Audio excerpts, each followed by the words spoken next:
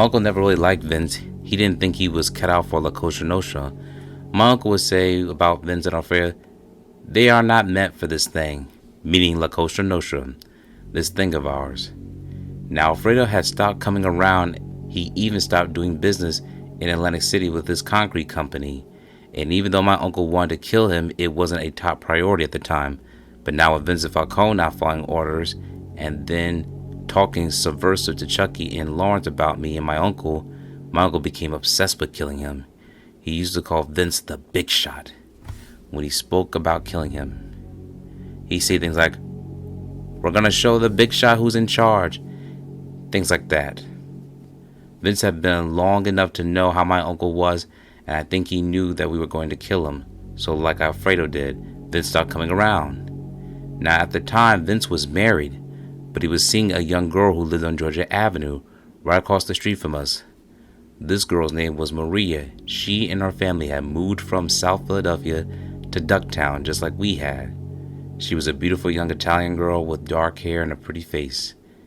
Now if Vince would pick her up or drop her off, he would never drive down to Georgia Avenue because he knew we wanted to kill him. I used to tell her that Vince was no good and that she should stop seeing him, but she was young and she didn't listen to me. There was something special about this girl. Even back then I felt it, but not every murder had to take place right away. Some were business, like Louis DeMarco and Pepe Leva murders, and some were personal, like the Judge Helfont killing.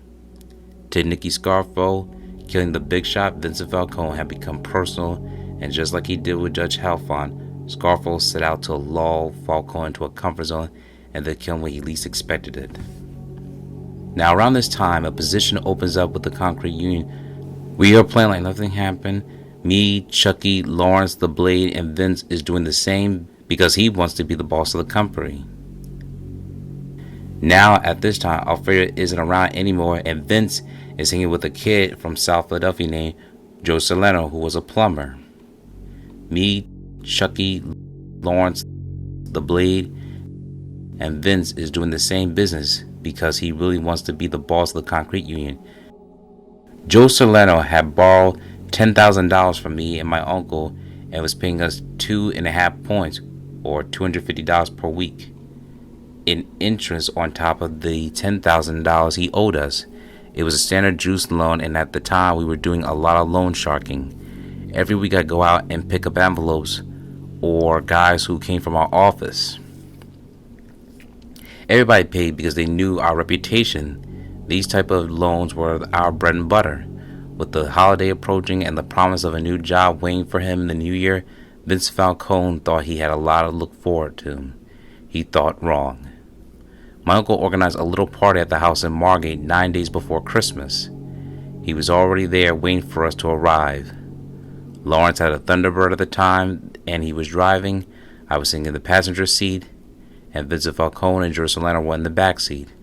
It took us about 10 minutes to drive from the office on Georgia Avenue to the house in Margate, which was right on the beach. Now my uncle was in the living room of the apartment on the second floor, and to get up there you had to climb a set of wooden steps that were adjacent to the outside of the house. The house was a 2-story duplex. It was cold and windy, and it started to get dark and you could hear the wind coming off the ocean. Looking back on it, it was kind of eerie. I was wearing a black leather jacket and it was zipped all the way up, and I had a .32 revolver tucked in my waistband. Lawrence and Joe Salerno were ahead of us and talking as they went up the stairs. Joe Salerno had no idea what was going to happen, but Lawrence did. Now Vince is a few feet in front of me and I'm behind him, and we're going up the steps, but he's kind of hesitating, like he's uncertain of what's going on. He said, "Where's everybody at?" I thought Chucky was coming down. I put my hand on his back and said, "He'll be here. Let's get inside and make some drinks," and kind of ushered him up the steps. His antennas were definitely up, but I had positioned myself behind him, so if he decided not to go up or up the steps, or if he tried to get away somehow, I would have blasted him right there. When the 4 men reached the top of the steps, they walked into the apartment, where little Nicky Scarfo was seated on the couch watching a football game, waiting for them. Little Nicky Scarfo didn't just want Vincent Falcone to be killed, he wanted to be present when it took place. This wasn't business, it was personal. While most powerful mob leaders would seek to insulate themselves from the murders they order, Scarfo wanted to bask in them and personally savor the experience in any way he could. The Falcone killing also provided Scarfo with the opportunity to commit a murder alongside his nephew, to literally bind the two men together in what was becoming Scarfo's never-ending bloodlust. To little Nicky, the entire universe seemed to revolve around three things: the mob, murder, and family, specifically in that order. The killing of Vincent Falcone in the metaphor he foresaw gave him the chance to combine all three of these at the same time in one giant orgy of death: lineage and La Cosa Nostra. When we talked, Vince kind of froze, and I continued to usher him inside to break the little bit of tension. And that was in the room. I said, "Come on, Vince, let's make some drinks." My uncle, who was still in the living room watching TV, said, "Hey Vince, bring me a cutty and some water." Now at the time, Lawrence was in the dining room area talking with Jersolano, kind of distracting him. That was all happening within seconds of us walking into the apartment. So we grabbed the bottle of scotch from my uncle and put it in the kitchen table, and then I said, "Vince, get some ice."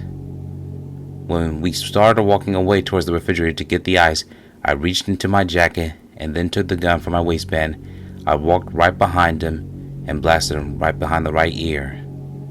As soon as I shot him, his body propelled forward, just like what happened to Louis DeMarco, and they crashed into the refrigerator and crumbled to the floor. All of a sudden, Jocelyn starts going nuts.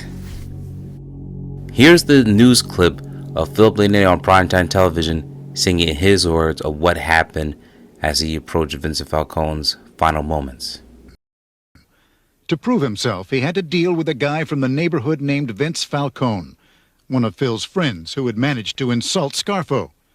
The two of them invited Vince over for a couple of drinks. I picked the bottle up, the scotch bottle, start drinking it to try and break the little bit of tension that was there. And I said, "Vince, come on, get some ice. It's in the refrigerator. Come on, let's make some drinks." He came in, he went to the refrigerator and opened the freezer, and that's when I shot him. How many times did you shoot him? I shot him once in the back of the head, and after he fell down, my uncle listened to his heart, and he said to shoot him again in the heart. And I shot him again in the heart. Do you not feel any sort of... What do you feel? I feel nothing. I don't feel nothing. I feel cold. Thank you for watching this video. Please subscribe to our channel and check out more of our content. Feel free to give your feedback and suggestions on what we should do next in the comments. This is Infinite Lee Productions. We love ya.